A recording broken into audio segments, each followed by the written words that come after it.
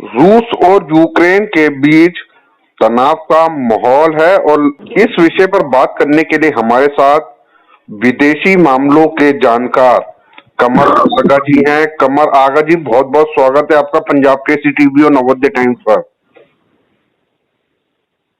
जी नमस्कार। सर, सबसे पहले क्या हैं अभी हालात वहाँ? नहीं, हालात तो बहुत खराब हैं। जंग चल रही है। जंग में तो आप जानते हैं कुछ पता होता नहीं क्या होगा। 1 लाख से भी ज्यादा लोग शहर छोड़ के भाग गए हैं कीव से, और दूसरी जगहों से लगातार भाग रहे हैं। ट्रैफिक जैम है बहुत सी जगह पे, हो गई थी कल। आज के हालात भी ठीक नहीं है। उनकी सेना को 50% से भी ज्यादा सेना को इन्हीं ने बिल्कुल बर्बाद कर दिया है। अटैक ये अभी सिविलियन एरिया की रिपोर्ट कम है। जो कुछ भी हो रहे हैं वो वहीं पे हो रहे हैं। सेना जहाँ जहाँ है उनके उसको ये डिसेबल कर रहे हैं सैन्य शक्ति को यूक्रेन की, और ये उसमें कामयाब भी हो जाएंगे। लेकिन ये कि जंग में तो सब लोग फंस जाते हैं, इकोनॉमी डिस्ट्रॉय हो जाती है। फिर उसके बाद ये है कि अब यूक्रेन बिल्कुल अलग थलग पड़ गया। अमेरिका, यूरोप सब ने ये इम्प्रेशन दिया था उसका साथ देंगे। अब वहाँ के राष्ट्रपति साहब कहते हैं कि हमें कहीं से मदद नहीं मिल रही। वो कहते हैं तुम लड़ो, हम तुमको पैसा देंगे और वेतन देंगे। यूक्रेन के लीडर के साथ मुश्किल ये है कि वो बहुत ज्यादा बड़े अच्छे एक्टर थे, कॉमेडियन थे, मगर वो अच्छे लीडर नहीं साबित हुए, और वो उसी में उन्हीं में जी जी जी उसमें फंसते चले गए उस गेम में यूरोप के। अब देखिए क्या होता है वहाँ पे। लेकिन रशिया चाहेगा कि सत्ता परिवर्तन हो, वहाँ पे कोई ऐसी हुकूमत बने जो रशिया के साथ जिसके संबंध अच्छे हों। ये सब बातें बना सोचना आसान होता है, लेकिन इनके ऊपर इम्प्लीमेंट करना, लागू करना मुश्किल होता है। लोग कुछ और सोचते हैं, हुकूमतें कुछ और।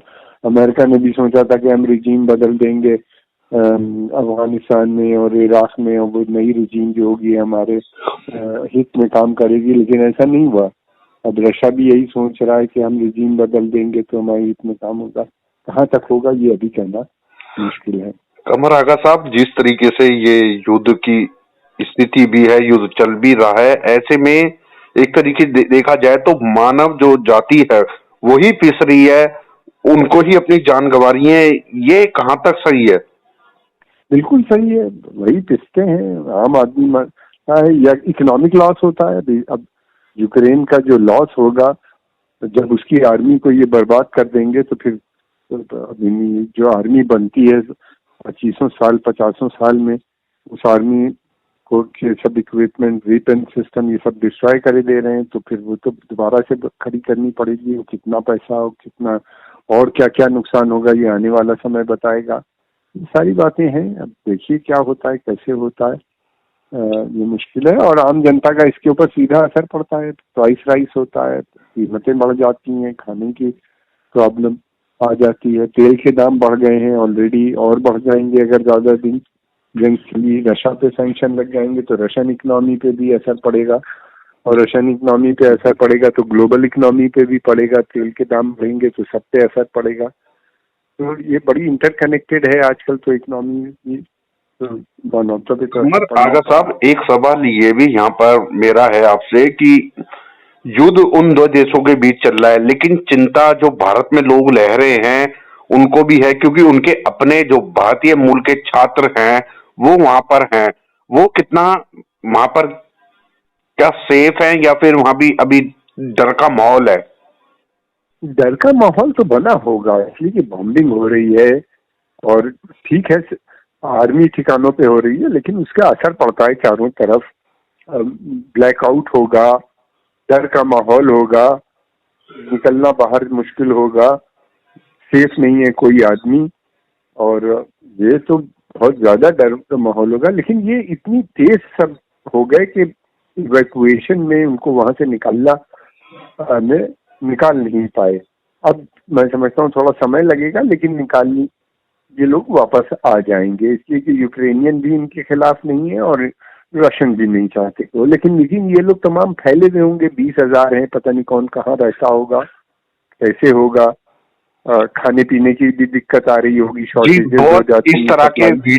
वीडियो कमर आगा साहब वायरल हो रहे हैं। लोग छात्र अपील कर रहे हैं कि उन्हें किसी तरह वहां से ले जाया जाए। कुछ को ले भी आए हैं भारत के विमान, लेकिन अब भी इस तरह के वीडियो सोशल मीडिया पर वायरल भी हो रहे हैं। हाँ, निकालना एक प्रॉब्लमेटिक होता है ना, इतने लोगों को निकालना एक साथ समय लगता है। और इस समय तो सारा ऑपरेशन जो है निकालने का वो स्थगित हो गया होगा, इसलिए कि एयरपोर्ट्स वगैरह सब बंद होंगे। तो अब तो कुछ समय तक, जब तक के युद्ध विराम ना हो, वहां से निकालने में दिक्कत आएगी। अब ये कितना समय लगेगा ये पता नहीं है। और देखिए क्या होता है। बहरहाल प्राइम मिनिस्टर मोदी ने पुतिन से भी बात की है, हम लोग यूक्रेन के भी टच में हैं, और हमारे विदेश मंत्री ने श्री जयशंकर जी ने उनसे भी बात की है। ब्लिंकन से, जो अमेरिकन फॉरेन मिनिस्टर या सेक्रेटरी ऑफ स्टेट हैं, तो भारत टच में है। फिर भारत सिक्योरिटी काउंसिल का भी मेंबर है इस समय, तो वहाँ और दूसरे देशों के टच में है। और मैं समझता हूँ कि कोशिश यही होगी कि जल्द से जल्द ये युद्ध को रोका जाए और दूसरी तरफ ये इन लोगों को सेफ तरीके से निकाला जाए। कमर आगा साहब लगातार जो है विदेश मामलों पर एक पैनी नजर रखते हैं, लगातार उस बारे में उस बारे में एक विशेषज्ञ भी हैं। एक सवाल था मेरा आपसे, क्योंकि जिस तरह ये स्थिति चल रही है, आप क्योंकि लगातार इस विषय पर लिखते भी आए हैं, बारीकी से नजर रखते हैं, अब आगे क्या लगता है आपको, क्या होगा? देखिए, युद्ध शुरू तो किया जा सकता है, लेकिन युद्ध को रोकना बड़ा मुश्किल काम होता है। बहुत सी ताकतें फिर युद्ध को रोकती नहीं है, रोकने में मदद नहीं करती, बल्कि उल्टा चाहती हैं कि युद्ध बना रहे।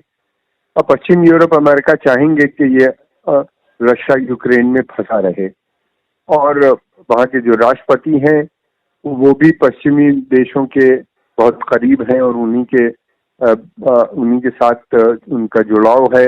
अब मैं नहीं लगता कि वो रोक पाएंगे, क्योंकि ये युद्ध लंबा चलेगा और इसमें बहुत नुकसान भी होगा। हमने देखा है कि अमेरिकन ने कहा था कि हम बस कुछ दिनों में अफगानिस्तान में से वापस आ जाएंगे, कुछ दिनों के अंदर हम इराक से वापस आ जाएंगे। कहाँ निकल पाएगी? 20 साल से भी ज्यादा अफगानिस्तान में फंसे रहे, 23,000 उनके लोग, 5,000 से भी ज्यादा लोग उनके मरे, फिर इराक में बहुत लोग मरे, $6 ट्रिलियन का नुकसान हुआ। तो ये तो कहना मुश्किल है कि हाँ, अगर रशियंस बहुत स्मार्ट हैं और उनको यूक्रेन की भी हेल्प मिलती है तो निकल आएंगे। और फिर जब गए हैं तो वो चाहेंगे कि वहां पे जो इस समय हुकूमत है वो भी बदले। अब इस तरह फंसता चला जाता है। युद्ध खत्म करना बड़ा मुश्किल है, शुरू करना आसान होता है, खत्म करना मुश्किल होता है। फिर युद्ध अगर शुरू हो जाए, इसका असर पूरी दुनिया की इकोनॉमी पे पड़ेगा।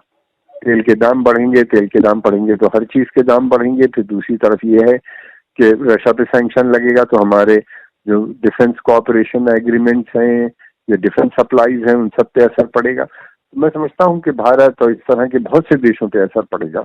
उन सबको प्रेशर डालना चाहिए, एक तरफ रशिया पे तो दूसरी तरफ अमेरिका और पश्चिमी देशों से, कि इस मसले का तुरंत हल निकाला जाए और युद्ध को जल्दी हो सके समाप्त किया जाए। और रशिया के ऊपर सैंक्शंस नहीं लगने चाहिए। सैंक्शंस जो लगते हैं, प्रतिबंध से केवल आम जनता का नुकसान होता है, गवर्नमेंट का कोई नुकसान नहीं होता। हमने देख लिया, सैंक्शन नॉर्थ कोरिया पे लगा, नॉर्थ कोरिया के regime आज भी उसी तरह स्ट्रॉन्ग चल रही है। फिर उसके बाद क्यूबा पे लगा, वेनेजुएला पे लगा, ईरान पे लगाया, कुछ कहीं भी नहीं हुआ, लोगों का नुकसान हुआ, आम जनता इन तकलीफें उठाई, गवर्नमेंट वहाँ की वहीं बनी रही।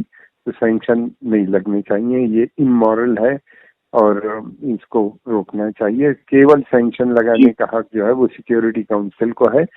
जो इंडिविजुअल कंट्री अमेरिका जैसी लगा देते हैं, ये उनको लगाने का कोई हक नहीं, उनको नहीं लगाना चाहिए। अब देखिए क्या होता है, थोड़ा सा हमको वेट करना। एक अंतिम सवाल मेरा कमर आगा साहब, कि युद्ध की जो स्थिति है, इसका भारत की डिफेंस और इकोनॉमी पर क्या कोई प्रभाव पड़ेगा? जी, मैंने बताया कि हमारी उनके साथ बड़ा ट्रेड है, डिफेंस कोऑपरेशन है, ज्वाइंट डिफेंस प्रोडक्शन, हम लोग बहुत सी चीजें बनाते हैं। ब्रह्मोस मिसाइल हम लोगों ने मिलके बनाया है। इन सब चीजों पे पड़ेगा असर। फिर हम तेल भी खरीदते थे उनसे, और दूसरी चीजें भी थी। अगर तेल की सप्लाई रशिया की बंद हो जाएगी तो तेल की कीमत वैसे ही 30% बढ़ जाएगी, 25 से 30%, अगर रशियन ऑयल पे सैंक्शन लग गया। कि इतना कीमत अगर हो जाएगी तो हमारी सीधी इकोनॉमी पे असर पड़ेगा, हमारी नहीं बल्कि सारी दुनिया की इकोनॉमी पे असर पड़ेगा। इसलिए सैंक्शन नहीं लगने चाहिए, बातचीत तुरंत होनी चाहिए इनके बीच में। और भारत की, क्योंकि तीनों देशों से दोस्ती है, तो भारत मैं समझता हूँ कि फैसिलिटेट कर सकता है, मीडिएट नहीं बल्कि फैसिलिटेट ये बातचीत इन देशों में, और इस मसले का जितनी जल्दी हो सके हल निकले। और यूक्रेन में भी नया इलेक्शन होना चाहिए, एक मैच्योर लीडरशिप वहाँ पे भी आनी चाहिए। बहुत बहुत शुक्रिया सर, पंजाब केसरी टीवी और नवोदय टाइम्स से बातचीत करने के लिए।